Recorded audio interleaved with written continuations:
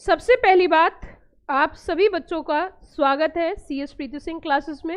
And आपको बहुत बहुत बधाई कि आप एक पड़ाव पार करके दूसरे पड़ाव की ओर बढ़ चुके हो।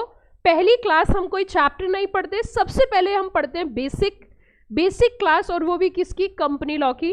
तो कंपनी लॉ क्या होता है, कंपनी लॉ क्यों होता है, इसके अंदर क्या क्या चैप्टर्स हैं, क्या क्या हमें पढ़ना है, क्या क्या डिटेल्स है, इंस्टीट्यूट क्या चाहता है, वो सारी की सारी इंफॉर्मेशन आज की क्लास में हम डिस्कस करेंगे बच्चों। तो सबसे पहले हम देखते हैं जी, हमारी इंस्टीट्यूट, हमारी मतलब कौन? हमारी मतलब ICSI। हमारी मतलब कौन? ICSI। जिस इंस्टीट्यूट के आप स्टूडेंट हो और बड़े गर्व के साथ कहती हूँ मैं क्या हूँ? मेंबर हूँ। तो हमारी इंस्टीट्यूट क्या चाहती है वो जरा हम देखते हैं। हमारी इंस्टीट्यूट चाहती है भाई और बहनों, हमारी इंस्टीट्यूट चाहती है एक्सपर्ट नॉलेज। ये शब्द जरा ध्यान देना, शब्द शब्द करे सब कोई, शब्द के मोल न भाव, एक शब्द मरम करे और एक शब्द करे घाव। तो ये शब्द बहुत जरूरी है समझना। और यहां लिखा क्या है इन्होंने कहा जी एक्सपर्ट बनाना है। क्या बनाना है? एक्सपर्ट बनाना है। It means the intention of ICSI is very clear. वो यहाँ पे किसी तरीके की कोई छूट नहीं देती है, साफ कहती है कि ये जो बच्चे पढ़ रहे हैं CS एग्जीक्यूटिव में, उनको इस फील्ड में, कंपनी लॉ में क्या बनाना है? एक्सपर्ट। इट मीन्स यहाँ पे बेसिक नॉलेज नहीं, यहाँ जनरल नॉलेज नहीं, यहाँ पर नॉलेज है कैसी वाली? जल्दी जल्दी बताइए कैसी? Expert knowledge. यस और नो? तो एक्सपर्ट नॉलेज लेनी है इस सब्जेक्ट के अंदर, वो भी किसकी? Various provisions. Various provisions, okay जी, वेरियस प्रोविजंस किसके? Company act. बात यहां शुरू नहीं होती, सिर्फ कंपनी एक्ट की बात नहीं करी है, कंपनी एक्ट इट्स मतलब उसी की, इट्स का मतलब क्या? उसी की शेड्यूल्स के बारे में, उसी के रूल्स के बारे में, उसी के नोटिफिकेशंस के बारे में, सर्कुलर्स के बारे में, सेक्रेटरियल प्रैक्टिसेस के बारे में, case laws and secretarial standards. भाई और बहनों, मित्रों और सखियों, मेरी शुरुआत ऐसे ही होती है, मैं जीरो बेसिक से लेके चलती हूँ बच्चों को, ताकि उनके कॉन्सेप्ट डेवलप हो। आगे चल के जब हम डिटेल में पढ़े तो आपको किसी तरीके की कोई दिक्कत ना आए। क्लियर या ऑल क्लियर? तो जरा समझिए यहाँ पे। अब इन्होंने यहाँ पे एक बात बोली, to impart expert knowledge of various company act. तो कंपनी एक्ट वर्ड यूज किया, उसी के साथ साथ यहां आप देखोगे तो यहां शब्द यूज हुआ है कंपनी लॉ। क्या यूज हुआ है जरा बताना? Company law. तो सबसे पहला तो हमारे दिमाग में क्वेश्चन आई, एक क्वेरी आई हमारे दिमाग में। क्वेश्चन और क्वेरी क्या आई कि what is the difference between a company law and a company act. कि एक तरफ लिखा है कंपनी लॉ, दूसरी तरफ लिखा है कंपनी एक्ट, तो इन दोनों के बीच में अंतर क्या है? और हमारे यहाँ पे कितने नंबर में पढ़ाया जाता है? क्या हमारा सिलेबस कंपनी एक्ट है या कंपनी लॉ है? बताइए, क्या सिलेबस कंपनी लॉ है या कंपनी एक्ट है? साफ लिखा हुआ है कंपनी लॉ है। Company law is a broader term, it itself cover company act, schedules, notifications, circulars and other clarification. इसमें सब चीजें आ जाती हैं, इसमें सब चीजें आ जाती हैं। एक्ट के साथ साथ कंपनी को चलाने के लिए, कंपनी को रेगुलेट करने के लिए कुछ other provisions, other circulars, other notifications, other rules, सब चीजें इसके अंदर कवर होती हैं। तो company law is a broader term and company act is a narrower term. Company law itself cover company act. तो इट मींस हमारा जो सिलेबस है वो कंपनी एक्ट नहीं है, हमारा सिलेबस थोड़ा ज्यादा है। इसके अंदर schedules, rules, notification, circulars, secretarial practices, secretarial standards, सब कुछ कवर किया है। एक एक शब्द का, एक एक पॉइंट का, क्योंकि बीच बीच में जब मैं आपको कंपनी लॉ पढ़ाऊंगी तो बीच में आएगा नोटिफिकेशन आया, बीच में आएगा सर्कुलर आया, बीच में आया रूल्स आए, बीच में आएगा ये यहाँ पे डिपार्टमेंट क्लैरिफिकेशन आया। ये होते क्या हैं, इसके बारे में हमें जरूर से जरूर पता होना चाहिए। आपका जो कंपनी लॉ का सिलेबस है वो 3 पार्ट में यहाँ डिवाइड किया। 3 पार्ट में जो डिवाइड किया उसके अलग अलग 3 चैप्टर डाले। 3 पार्ट में जो डिवाइड किया उसके अलग अलग 3 पोर्शन में डिवाइड किया। टोटल कितने चैप्टर हैं?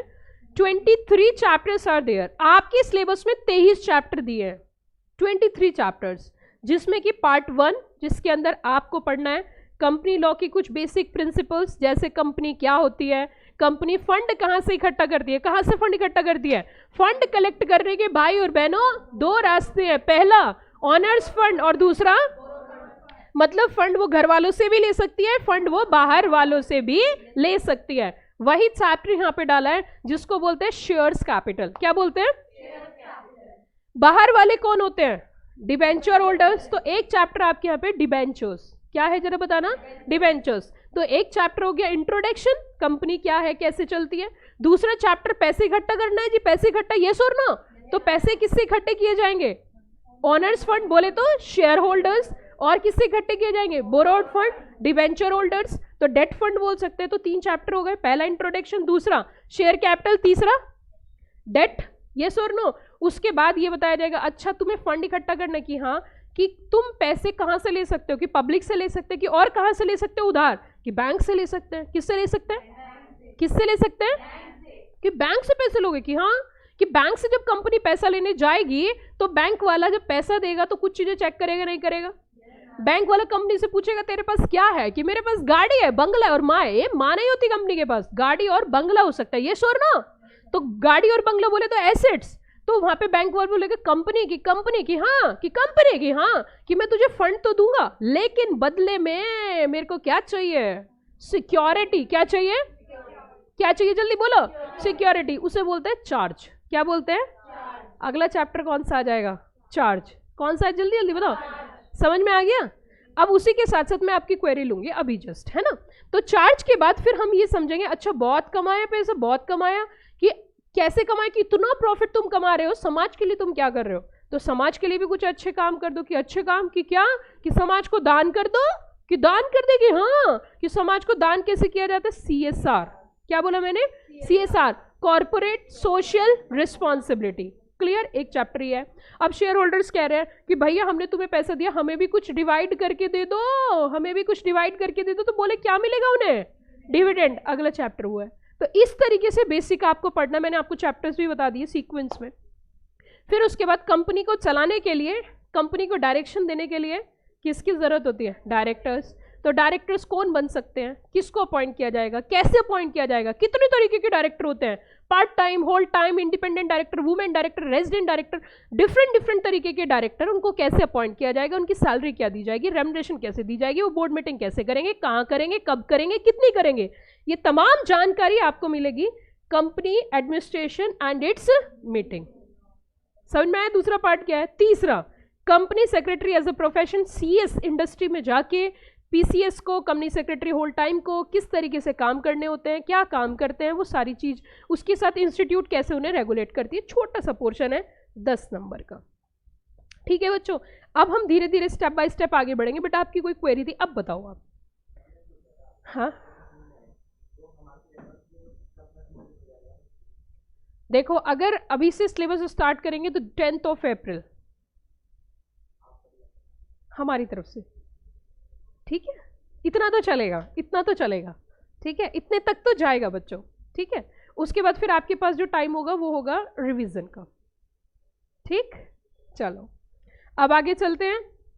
अब देखिए, यहां हमने समझा कि सिलेबस क्या है। यहां हमने समझा क्या सिलेबस क्या है, टोटल कितने चैप्टर्स हैं, कितने पार्ट्स में डिवाइड है, कैसे कैसे हमें पढ़ना है, वो सारी चीज़ें मैंने आपको बताई। लेकिन फिर वापस आ जाते हैं हम। अब हम क्लैरिटी करेंगे बेसिक टर्म्स की, जो कि हमें लेके जाएंगी कहाँ? 0 to हीरो। तो अब हम चलेंगे किसकी ओर? 0 से हीरो की ओर। 0 से हीरो हम बनेंगे। और कैसे हम 0 से हीरो की तरफ हम चलेंगे, वो सबसे पहली चीज जो आती है वो आती है हमारे सामने कंपनीज एक्ट। क्या आ जाती है? Companies act. A bill which has passed through various legislative steps required for it which has become law, जो कि क्या बन जाता है? लॉ बन जाता है। तो इट मीन्स सबसे पहले जब भी कोई एक्ट बनता है तो उसका एक तरीका होता है, उसका एक प्रोसेस होता है। सबसे पहले एक बिल होता है। क्या होता है? उसकी होती है ड्राफ्टिंग। क्या बोला मैंने? क्या वर्ड बोला? ड्राफ्टिंग। बिल की ड्राफ्टिंग की जाती है और ड्राफ्टिंग करने के लिए जो अपॉइंट होती है वो होती है कमेटी। क्या बोलते हैं उसे? कमेटी। कमेटी बिल की ड्राफ्टिंग करती है। ड्राफ्ट करने के बाद बिल को पेश किया जाता है। पेश कहाँ किया जाता है? Both houses of parliament. क्या बोला मैंने जरा बताना? Both houses of parliament. Parliament के 2 हाउसेज होते हैं, एक होता है लोअर हाउस, दूसरा क्या होता है? Upper house. दोनों हाउस में क्या किया जाता है? बिल को पास किया जाता है। पास करने के बाद फिर एसेंट के लिए, एसेंट को बोलते हैं सहमति। क्या बोलते हैं? सहमति। सहमति के लिए भेजा जाता है किसके पास? प्रेसिडेंट के पास। प्रेसिडेंट बिल के ऊपर साइन करते हैं, then that bill is convert into act. फिर वो बिल किस में कन्वर्ट हो जाता है? एक्ट में। और एक्ट में कन्वर्ट होने के बाद जब वो बिल एक्ट में कन्वर्ट होता है तो कहीं ना कहीं हम कह सकते हैं कि एक दिन तय किया जाता है वो किस दिन से पिक्चर में आएगा। तो यहाँ पे मैं कुछ क्लियरिटी करती हूँ। जैसे मान के चलिए कंपनी एक्ट 2013 है, क्या है ये जो 2013 है, जिस दिन bill is convert into act, तो वो साल जो है लास्ट में ऐड हो जाता है। जो भी आप कानून देखोगे उसके लास्ट में जो ईयर होता है, इट मीन्स उस दिन bill is convert into act. तो एक तो वो साल जिस साल वो पिक्चर में आया, तो वो साल उस एक्ट के साथ क्या कर दिया जाता है? ऐड कर दिया जाता है। जैसे कंपनीज एक्ट 2013। क्लियर या ऑल क्लियर? अब अगली बात सुनना ध्यान से। अगला पॉइंट ये है कि अगर कोई एक्ट पिक्चर में आया है तो वो किस दिन से इफेक्टिव होगा, वो किस दिन से लागू होगा, वो भी एक दिन डिफाइन किया जाता है। वो 2013 भी हो सकता है, 2013 की कोई तारीख हो सकती है, वो 2014 की कोई तारीख हो सकती है, वो 2015 की कोई तारीख हो सकती है। It means it depend upon the choice of government, वो किस दिन से उसे लागू करेंगी। तो यहाँ पे मैं एक क्वेश्चन उठा रही हूँ, क्या यहाँ पे ऐसा मुमकिन है कि कोई एक्ट जिस साल में बना उस साल से लागू ना हो? इट मे बी पॉसिबल, क्योंकि किस दिन से लागू होगा उसे बोलते हैं इफेक्टिव डेट। वो डिसाइड की जाती है, वो उस साल हो सकती है, उस महीने हो सकती है, अगले महीने हो सकती है, उससे अगले महीने हो सकती है। अब जरा कुछ चीजें प्रैक्टिकली सोचो और मुझे जरा जवाब दो।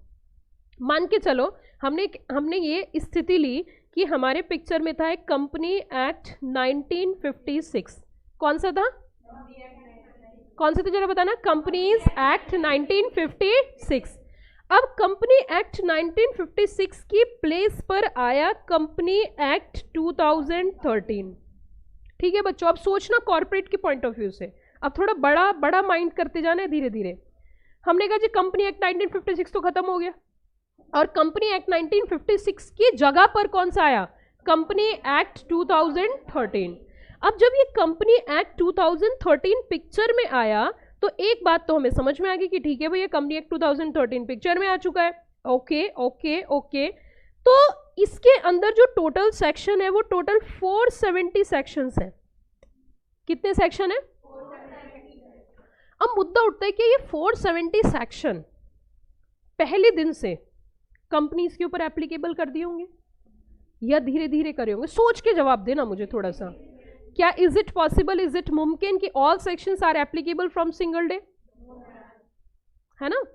तो इट मीन्स हम कह सकते हैं, मैं आपका लाइव स्टूडेंट्स में आपका रिप्लाई करूंगी, जस्ट होल्ड करना आप, ठीक है ना? तो क्या इज इट पॉसिबल, ऐसा हो सकता है कि सारे के सारे जो भी हमारे सेक्शंस थे वो सारे के सारे सेक्शंस जो हैं एक ही दिन से लागू कर दिए जाए? Is it possible, is it मुमकिन?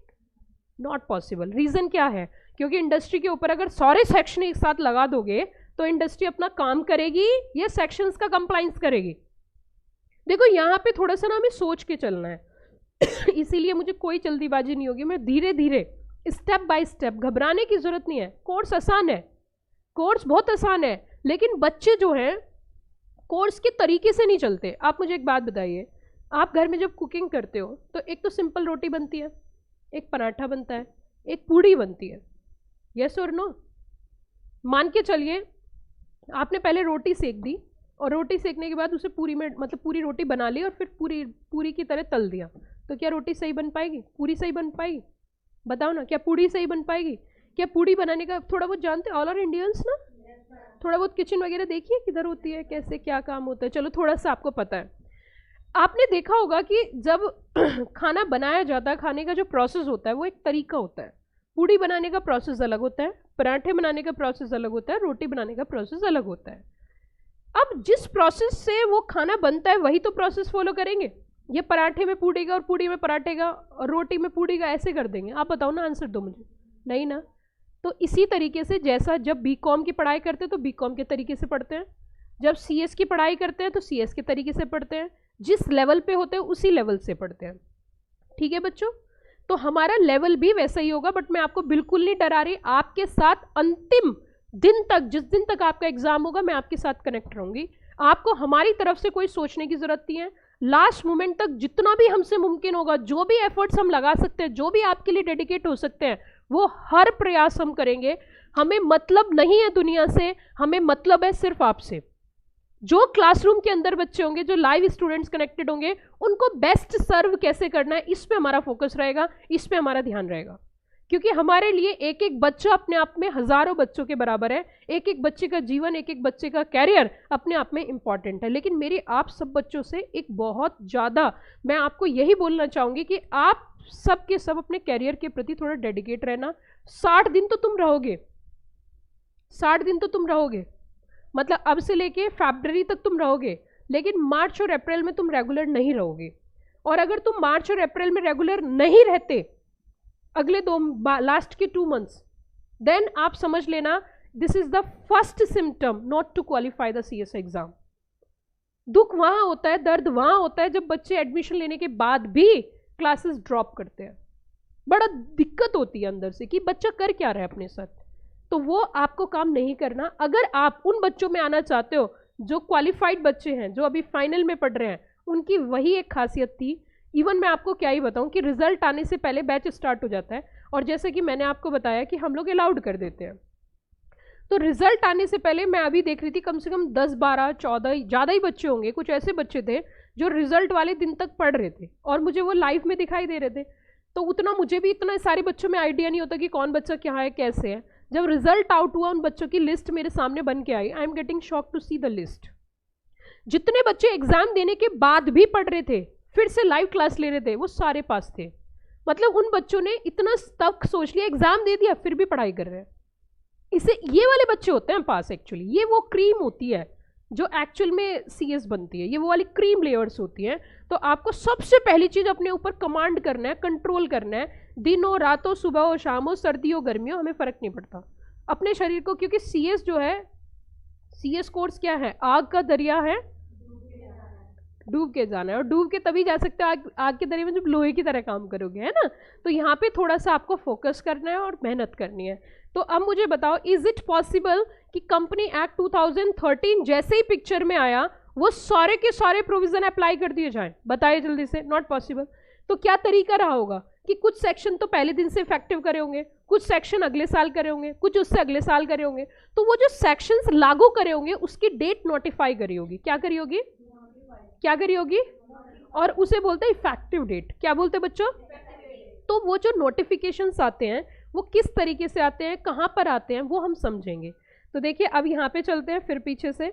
हमने कहा जी कंपनी एक्ट क्या होता है? एक ऐसा bill which has passed through various legislative steps required for it and which has become law. तो इट मीन्स मैंने आपको प्रोसेस बताया, क्या प्रोसेस होता है। क्या अब आपको जो एक्ट के बाद जो ईयर एंड में लगता है, एक्ट के बाद, वो समझ में आ गया कौन सा साल होता है?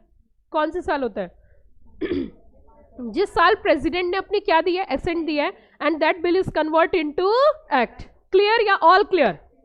पक्का पक्का, कच्चा कच्चा, 100% लॉक कर दिया जाए। चलिए बच्चों अब थोड़ा सा आगे चलते हैं। मैंने आपको एक बात बोला था कि यहाँ पे एक और पॉइंट आया है, दैट इज दैट जब हम यहाँ पढ़ रहे थे तो उन्होंने कहा था जी एक्सपर्ट बनना है, जी एक्सपर्ट। हमने कहा एक्सपर्ट बनना है कि हाँ बिल्कुल। एक्सपर्ट बनने के लिए इसमें इन्होंने कहा था आपको रूल्स की भी नॉलेज होनी चाहिए। किसकी नॉलेज होनी चाहिए? मुद्दा ये उठता है, ये रूल्स क्या होते हैं, रूल्स किसे बोलते हैं और रूल्स कहाँ से आते हैं, रूल्स क्यों बनाए जाते हैं। एक तो हमें ये तो देखना है क्या है, और साथ में हमें देखना है ऐसा क्यों है। तो रूल्स का क्या रोल कंपनी एक्ट के अंदर रहेगा? कंपनी एक्ट के अंदर जो सेक्शंस हैं वो नोटिफाई कर दिए गए किसकी तरफ से? पार्लियामेंट की तरफ से। वो पिक्चर में आ गए। लेकिन पार्लियामेंट ने उन्हीं एक्ट के अंदर जो पावर है वो सेंट्रल गवर्नमेंट को भी दे रखी है। कैसे दे रखी है वो जरा समझो। बहुत सारे सेक्शंस के अंदर आप देखोगे लिखा हुआ है एज मे बी प्रेस्क्राइब्ड। क्या वर्ड यूज किया? पूरे के पूरे कंपनी एक्ट के अंदर कहीं पर भी अगर आपको ये शब्द नजर आता है एज मे बी प्रेस्क्राइब्ड, क्या बोला मैंने? As may be prescribed. साफ समझ लेना, सीधा समझ लेना। अगर प्रेस्क्राइब्ड शब्द का इस्तेमाल किया गया है तो इट मींस पावर किसके पास चली गई है? Central government. किसके पास चली गई है? Central government. क्या एक बात साफ हो गई कि rules are made by the central government? Yes और नो? कि रूल्स जो बनाए जाते हैं वो किसके द्वारा बनाए जाते हैं? Central government. देखो क्लास का मतलब ही है clarity of basic terms, zero to hero. जब तक बेसिक नहीं क्लियर होगा, जीरो से क्लैरिटी नहीं होगी, तब तक आप हीरो की तरफ नहीं जा सकते हो। ठीक है बच्चों, अभी तक जो मैं बता रही हूँ वो समझ में आ रहा है? अब मैंने जो बताया वो मैं प्रैक्टिकली आपको दिखाती हूँ, आप थोड़ा सा देखना। देखिए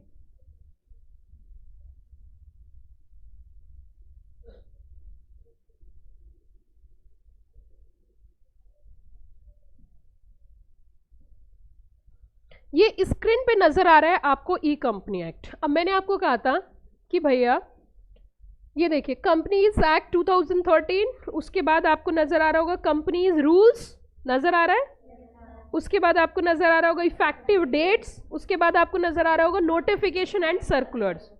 बहुत सारे बच्चे बहुत आगे तक पहुंच जाते हैं लेकिन बेसिक टर्म्स नहीं पता होती, और जब तक जिसका बेस वीक होता है उसका आगे बढ़ने का कोई फायदा नहीं होता। Companies act, companies rules, effective dates, notifications and circulars. अब कंपनीज रूल्स पे अगर हम क्लिक कर रहे हैं तो ये देखिए, ये देखिए ये बहुत सारे अलग अलग रूल्स बना रखे हैं, different different rules are there, ये अलग अलग रूल्स हैं।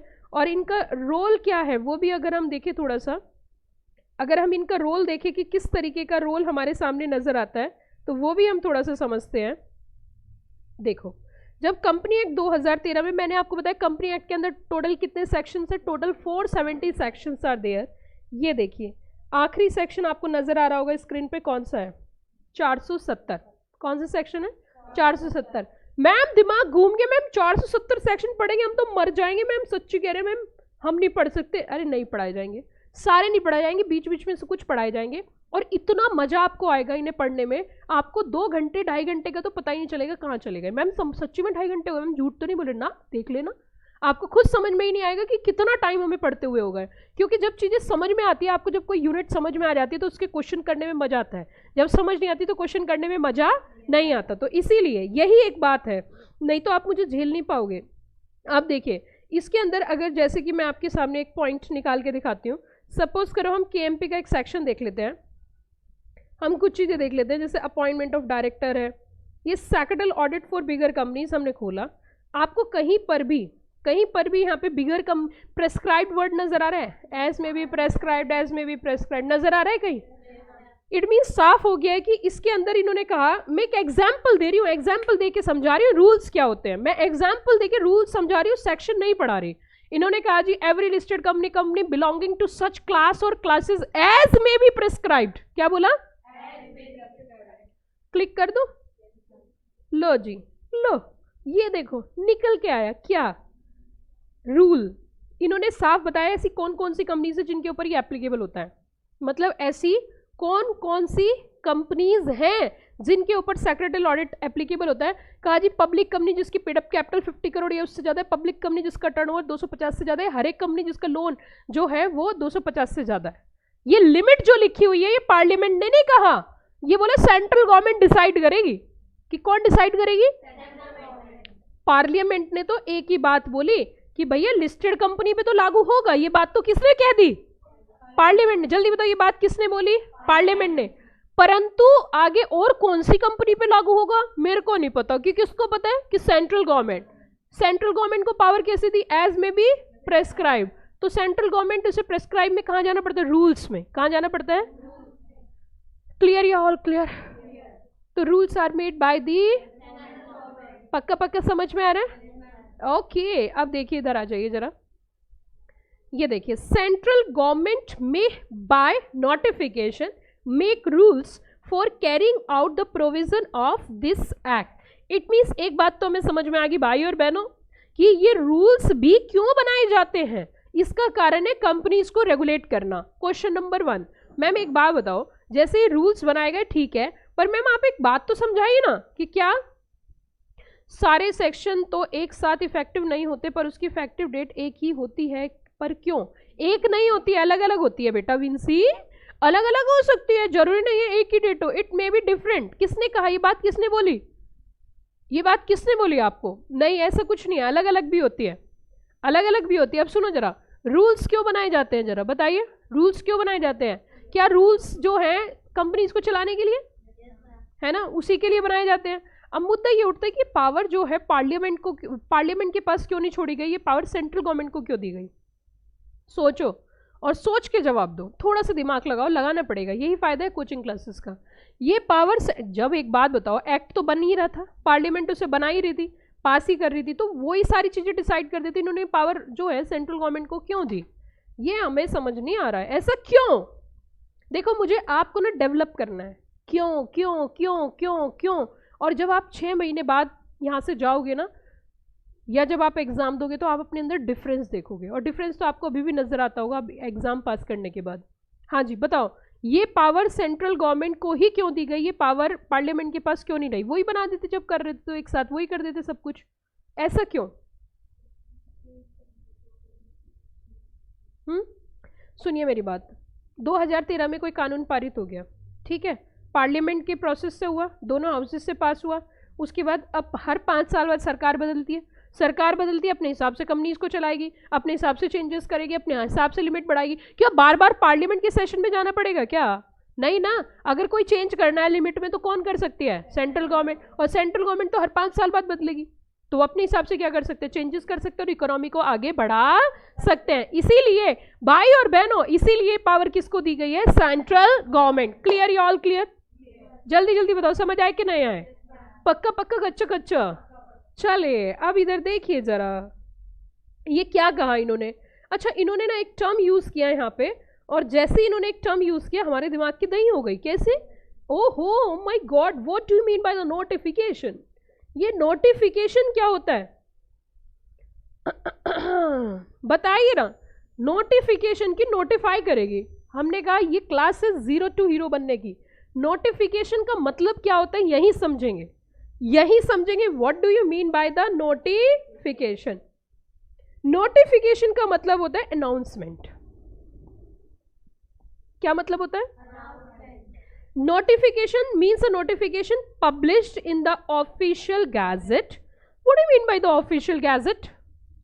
What do you mean by the official gazette? किसे बोलते हैं official gazette? क्या होता है official gazette? नहीं पता मैम। मैम पता होता तो हम यहाँ क्यों आते मैम? पढ़ने के लिए घर पे ही ना पढ़ लेते, हम खुद ट्यूशन पढ़ा देते बच्चों को। अच्छा, notification published in the official gazette. जरा देखो, जरा देखो ये क्या होता है। ये एक पब्लिक जर्नल होता है, सरकार इसमें सारी चीजें, अखबार होता है एक तरीके से, पब्लिक का, गवर्नमेंट का एक डॉक्यूमेंट होता है। मैं आपको दिखाऊंगी अभी कैसा देखने में कैसा दिखता है, वो भी मैं आपको दिखाऊंगी। तो एक पब्लिक जर्नल होता है, क्या होता है? जिससे ये खबर छपवा दो अखबार में, पोस्टर लगवा दो बाजार में, सबको इंफॉर्मेशन दी जाती है, सबको ये जानकारी दी जाती है, पब्लिक एट लार्ज को। देखिए जी ये चीज आ चुकी है पिक्चर में, ये घर घर जाएंगे, हाँ जी ये नोटिफिकेशन आया है, ठीक है, ये एप्लीकेबल होगा कंपनी, इस कंपनी के पास, इस कंपनी, क्या ऐसे जाएंगे पब्लिक एट लार्ज को इन्फॉर्म कर देंगे? तो किसके थ्रू करते हैं? नोटिफिकेशन। और नोटिफिकेशन कहाँ पे दिया जाता है? Official gazette. Okay ma'am. तो ma'am gazette of India is a public journal, authorise legal सरकारी डॉक्यूमेंट गवर्नमेंट ऑफ इंडिया का, weekly by department of publication. Crux में हम समझे तो ये क्या है? एक पब्लिक जर्नल। और मैं आपको दिखाती हूँ ये कैसा देखने में कितना सुंदर दिखता है।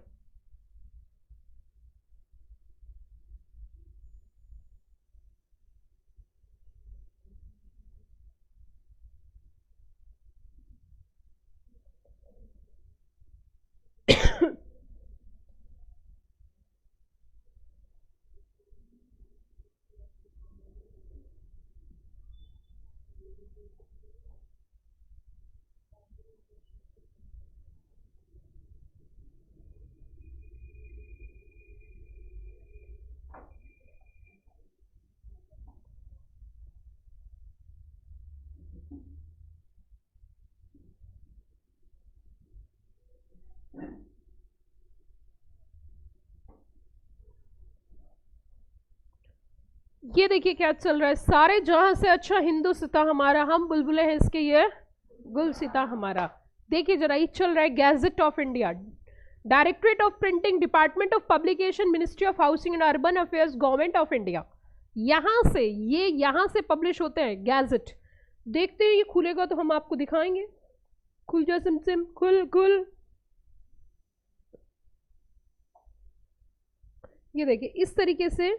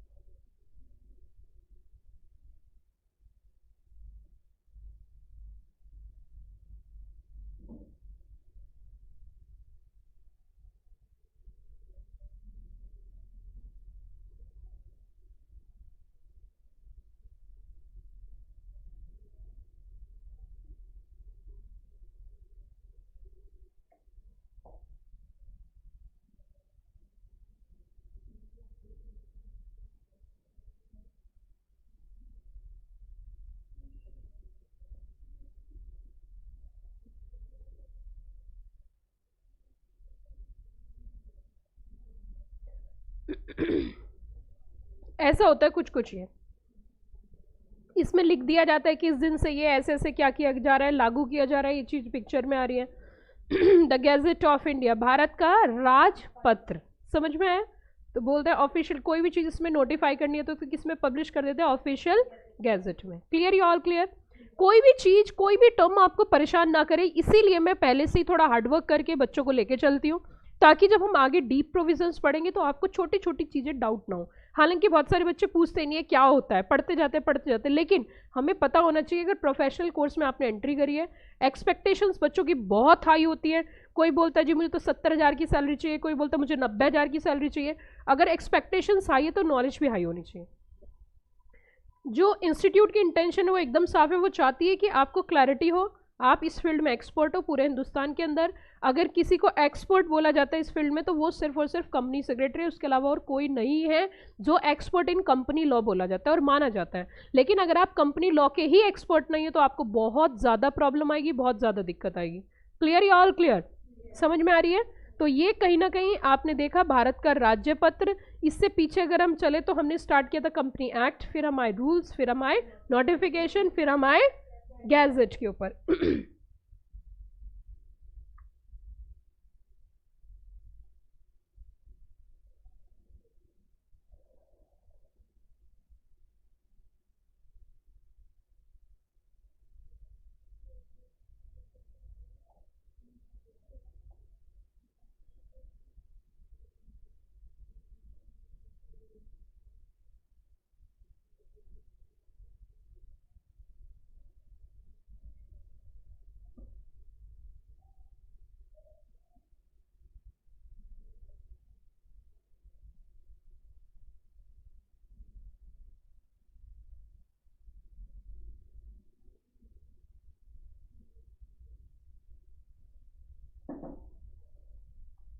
ये देखिए, अब मैं आपको नोटिफिकेशन खोल के दिखाती हूँ।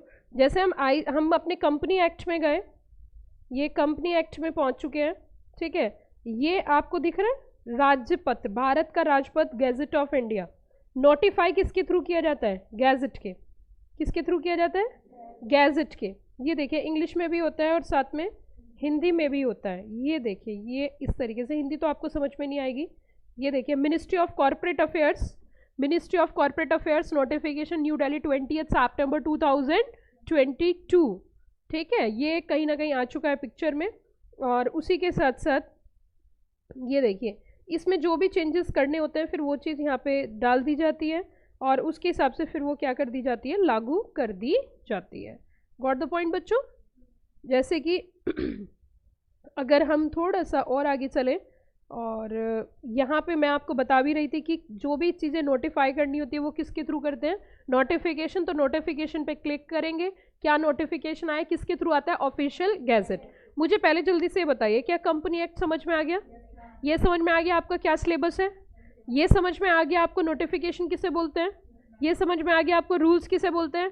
ये समझ में आ गया ऑफिशियल गैजेट किसे बोलते हैं?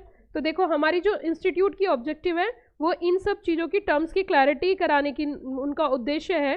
पहली चीज़ कंपनी एक्ट, दूसरी चीज़ नोटिफिकेशन हमने पढ़ लिया, तीसरी चीज़ हमने रूल्स पढ़ लिया। अब हम पढ़ेंगे शेड्यूल्स। क्या पढ़ेंगे?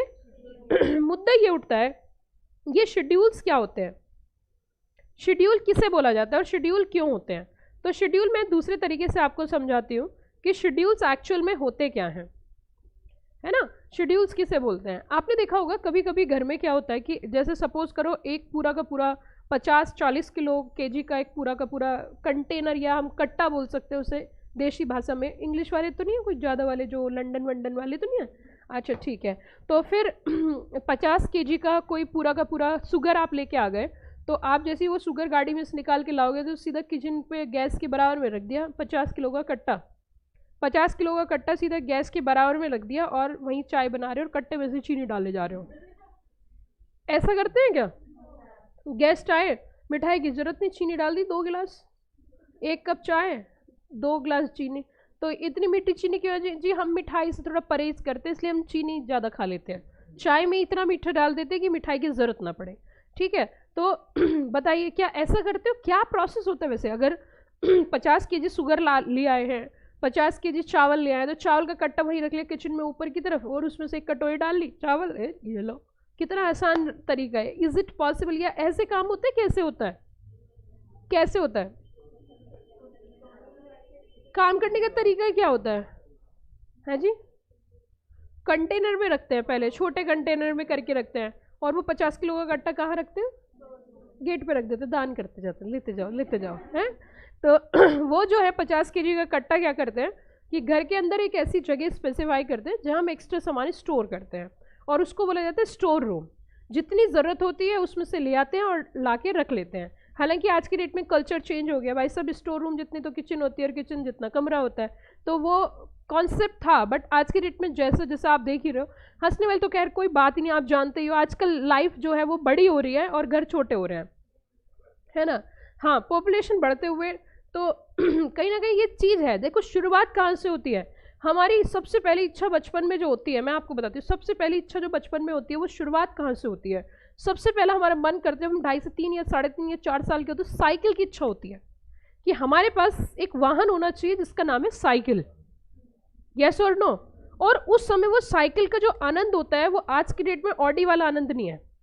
जितना एंजॉयमेंट आप उस साइकिल से करते हो वो आपको उस समय का सबसे बड़ी चाहत होती है बच्चे की, एक साइकिल लेना, है ना। और अगर उस समय बच्चे को साइकिल मिल जाती है तो वो उसकी मतलब तृप्ति सी हो जाती है, मन तृप्त हो जाता है उसका। पर पुराने टाइम में क्या वो साइकिल भी नहीं मिल पाती थी। अब बच्चे तो बच्चे होते हैं, तो बच्चे जो है साइकिल फिर भी चलाते थे, लेकिन बच्चे किस तरीके से साइकिल चलाते थे भाई? अंकल के पास तो साइकिल होगी, पापा के पास तो साइकिल होगी, पुराने टाइम की बात बता रही हूँ मैं। तो वो क्या करते थे, उसी पे अपना हाथ साफ करने की कोशिश करते थे। इतना सा बच्चा है, इतनी 24 इंच साइकिल उसने ले लिया। अब वो उनका प्रोसेस देखिए, इसे कहते हैं डर के आगे जीत है। तो बच्चा इतना छोटा, साइकिल इतनी बड़ी, उस गद्दी पे बैठ जाए तो पैर नहीं आए नीचे। तो वो क्या करता था, किसी ऐसे चबूतरे पे जाता था, उस चबूतरे के बराबर में साइकिल लगाई, उसके ऊपर बैठ गया और उसके बाद साइकिल चलानी स्टार्ट कर दी। बच्चा है, नादान है, साइकिल पे बैठ तो जाता था, पेडल भी जैसे तैसे नीचे लटक लटक के लगा लेता था, लेकिन अब उसे उतरने की समस्या बहुत बड़ी रहती थी। तो उसके आगे अगर कोई आ रहा होता तो वो पहली बोलता हट जा भैया हट जा, और वो साइकिल में से कूद पड़ता था, साइकिल आगे चली जाती थी। कुछ इतने शरारती बच्चे होते थे, उन्होंने एक नया कॉन्सेप्ट निकाला, कैंची चलाते थे वो। अब वो कैंची साइकिल क्या होती है उससे जरा समझिए। वो गद्दी पे ना बैठ के नीचे से पैर निकाल के, this is a perfect way and really awesome feeling, right. लेकिन आज की डेट में बच्चा पैदा होता है, 9 महीने के अंदर उसके इतने खेल खिलौने, इतनी साइकिल्स उसके पास होती है, वो सिस्टम ही खत्म हो गया है। आज की डेट में उसे सोचने की जरूरत ही नहीं होती, उसके पास पहले से ही क्या होता है, सब सामान होते हैं, सब सुविधा होती है ना। तो कहीं ना कहीं अब वो स्टोर रूम का कॉन्सेप्ट तो आप भी जानते हो कि कंप्लीटली क्या हो चुका है, धीरे धीरे आपकी लाइफ में से तो चला ही जाएगा। अब उसका एक रिप्लेसमेंट हो गया है। उसका रिप्लेसमेंट जैसे हमारी लाइफ में भी स्टोर रूम नहीं है, हमारी लाइफ में इज कन्वर्ट इनटू पेंट्री। वो पेंट्री का कॉन्सेप्ट आ चुका है, जो अभी आजकल का जो कल्चर चल रहा है, आजकल के जो अकोमोडेशंस, जो मॉड्यूलर होम्स हैं, मॉड्यूलर किचन्स हैं, उसमें एक पेंट्री का कॉन्सेप्ट है। और वो पेंट्री का कॉन्सेप्ट किस तरीके का है कि उसके अंदर पूरे अंदर से एक लकड़ी की इस टाइप से अंदर पूरा फ्रेम होता है। और जैसे कि आजकल जो सामान खरीदने जाते हैं, लाला जी से थोड़ी ना सामान खरीदते हैं, आजकल तो जाते हैं सीधा गाड़ी लगाते हैं, पार्किंग में ऊपर से सामान उठाते हैं, सीधा का सीधा उसमें डालते हैं, सीधा गाड़ी लाए, ऊपर लिफ्ट में सामान पटका, लाके पेंट्री में डाल दिया। पैकेट्स होते हैं, जितना यूज जरूरत हुई उतना पैकेट निकाला, बॉक्स में डाला, यूज़ कर लिया। मैं आपको क्या समझाना चाहती हूँ, मैं आपको बस यही समझाना चाहती हूँ, जिस प्रकार से स्टोर रूम होते हैं उसी प्रकार से शेड्यूल होती है। क्या स्टोर रूम घर का हिस्सा होता है? बताइए ना। स्टोर रूम कोई जीने में थोड़ी ना बनाते हैं, घर के अंदर ही होता है। तो स्टोर रूम भी घर का हिस्सा होता है, और जो घर का एक्स्ट्रा सामान होता है उसको उस स्टोर रूम में लाके रख दिया जाता है। बिल्कुल इसी तरीके से कंपनी एक्ट का ही पार्ट होता है शेड्यूल, और शेड्यूल के अंदर कुछ एक्स्ट्रा इंफॉर्मेशन रखी जाती है। क्या रखी जाती है? Extra information. मैम हम दीदार करना चाहते हैं, मैम हम देखना चाहते हैं, मैम शेड्यूल कैसा दिखता है, कितना सुंदर दिखता है, क्या वो लिपस्टिक बिंदी लगा के रखता है, देखना चाहते हैं। देखिए जरा, schedule is a part of an act. Schedule किसका भाग होता है? एक्ट का पार्ट होता है, जिसके अंदर होती है क्या? Extra information that has not been returned in the body of legislative document. It is an appendix attached to any act supplementing legislation with what additional informations. Clear? Yeah, all clear. समझ में आ रही है? अब ma'am हम तो ना ma'am सच्ची बताएं मैम, हम तो मैम एक बार दिखा दो मैम, देखना चाहते हैं मैम, हमारा बहुत मन कर रहा है उसे देखने का, हम तड़प रहे हैं मैम, दिखा दीजिए कितना सुंदर दिखता है, हम भी देखना चाहते हैं, हमारी इच्छा हो रही है। शेड्यूल क्या बिल्कुल रसोई जैसा है या पेंट्री जैसा है? तो देखिए जरा, देखिए जरा, ये देख लीजिए, ये देख लीजिए शेड्यूल्स, ये एक पूरा का पूरा कंपनी एक्ट है। और नीचे अगर आपको स्क्रीन पे थोड़ा सा दिखाई देता है, ऐसा ही तो दिखता होगा ना वैसे, ये शेड्यूल्स है। ओहो नहीं दिखाई पड़ रहा है, चलो मैं दिखाने की कोशिश करती हूँ।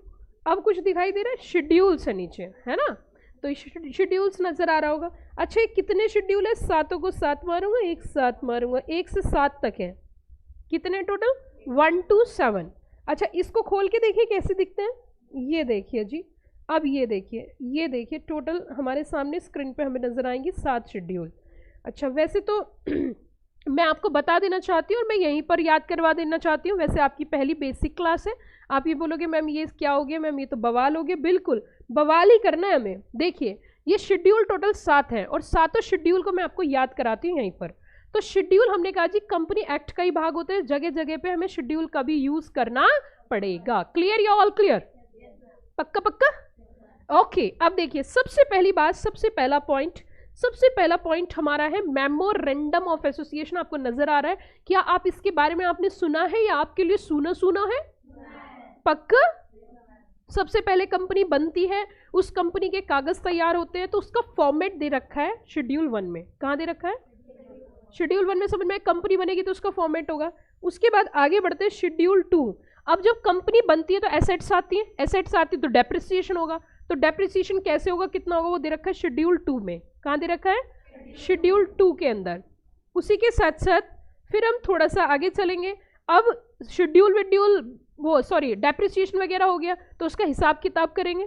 हिसाब किताब कहाँ पे होता है? Balance sheet and profit and loss account. उसका फॉर्मेट दे रखा है शेड्यूल 3 में। किस में दे रखा है? शेड्यूल 3 में। और भाई साहब घपला हो सकता है, क्या हो सकता है? घपला हो सकता है। Balance sheet profit and loss account checking करवानी पड़ेगी कि किससे? कि जब जब अधर्म होगा, सुनना जरा ध्यान से, तब धर्म की स्थापना करने आएगा इंडिपेंडेंट डायरेक्टर। फिर से सुनिए, जब अधर्म होगा तब धर्म की स्थापना करने आएगा कौन? Independent director. क्लियर या ऑल क्लियर? जब अधर्म होगा तब धर्म की स्थापना करने कौन आएगा? Independent director. क्लियर या ऑल क्लियर? पक्की बात? तो देखिए शेड्यूल 4 में आ रहा है धर्म की स्थापना करने कौन है? Independent director. खाली इनसे काम नहीं चलेगा भाई, सब कंपनी को मैनेज करने के लिए कुछ मैनेजरियल पर्सनल्स की जरूरत है कि हाँ कौन कौन? Managing director, whole time director. तो ये दे रखा है आपका शेड्यूल नंबर 5 में। अब सब लोग आ गए तो अब डेवलप करते हैं क्या? Infrastructure schedule 6। अब बहुत कमा लिया, अब करेंगे कुछ दान पुण्य शेड्यूल 7। लास्ट शेड्यूल है शेड्यूल 7। अब 1 2 3 4 5 6 7 याद करो। वैसे देखिए मैं आपको एक बात बताऊं, कोई बच्चा एग्जीक्यूटिव के एग्जाम भी दे देता है, उसे तब भी शेड्यूल्स के बारे में पता नहीं होता कि कौन से शेड्यूल में क्या है। लेकिन आप जो हो वो एक्स्ट्राऑर्डिनरी स्टूडेंट्स हैं, हम पहले दिन से ही पहली चीज़ों को बड़े ही तरीके से, बहुत ही प्यार से, बड़ी ही मोहब्बत के साथ हम पढ़ेंगे। ठीक है, तो जल्दी जल्दी बताइए, क्या शेड्यूल के अंदर कुछ एक्स्ट्रा इन्फॉर्मेशन होती हैं? क्या कुछ एक्स्ट्रा इन्फॉर्मेशन डाली जाती है? कुछ एडिशनल इन्फॉर्मेशन होती हैं? जैसे कि टोटल 7 शेड्यूल होती है, सातों को 7 मारूंगा, एक 7 मारूंगा। क्या पहले कंपनी बनाई जाएगी तो उसका फॉर्मेट देखेंगे तो शेड्यूल 1, शेड्यूल 2 में depreciation, schedule 3 balance sheet and profit, धर्म की स्थापना करने, 7 में संग साथी एमडी होल टाइम डायरेक्टर। अब डेवलप करेंगे क्या? इंफ्रा। बहुत कमाल। अब क्या करते हैं भाई बहनों? दान करते हैं तो CS। तो फिर से जरा total schedule, how many schedules are there? Number 1 format, number 2 depreciation, number 3, number 4 independent, number 5 whole time director, number 6 infra, number 7 CSR। तो भाई और बहनों, मित्रों और सखियों, ये था हमारा शेड्यूल 7 जो कि हमने यहाँ पे डिस्कशन किया शेड्यूल 7 के बारे में। अब कहीं ना कहीं आप मुझे बताइए, क्या शेड्यूल के बारे में समझ में आ गया? कोई दिक्कत इसमें शेड्यूल में? अच्छा, अभी तो बेसिक क्लास खत्म नहीं हुई है, अभी तो बेसिक क्लास शुरू हुई है, यहाँ तक कोई प्रॉब्लम तो नहीं है। उसके बाद बच्चों हमारा रहता है सर्कुलर, सेक्रेटरी स्टैंडर्ड्स, कंपनी का एडमिनिस्ट्रेशन, फिर मैं आपको कंपनी का मीनिंग, उसके बाद मैं आपको ईज ऑफ डूइंग बिजनेस में ले जाऊंगी, सेक्शंस का स्ट्रक्चर, सेक्शन का स्ट्रक्चर कैसे, सेक्शन क्या होता है, सब सेक्शन क्या होता है, क्लॉज क्या होता है, सब क्लॉज क्या होता है, ये सारी की सारी तमाम जानकारी।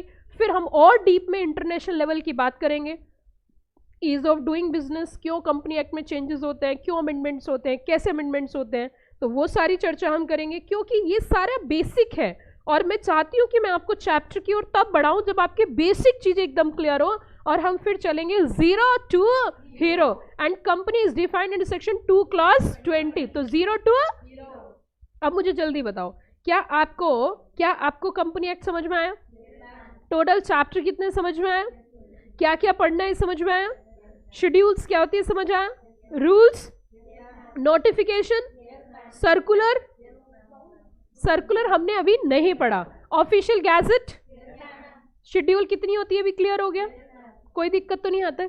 इतना सारा का सारा आज की क्लास में मैं नहीं पढ़ा सकती, ठीक है, सारा का सारा पूरा का पूरा कॉन्सेप्ट हम एक क्लास में नहीं पढ़ सकते, क्योंकि अगर सारा कॉन्सेप्ट आज मैंने आपको पढ़ा दिया तो कल जब आप आओगे तो शेड्यूल को सर्कुलर को नोटिफिकेशन को ऑफिशियल गैजेट को कंपनी एक्ट बोलोगे।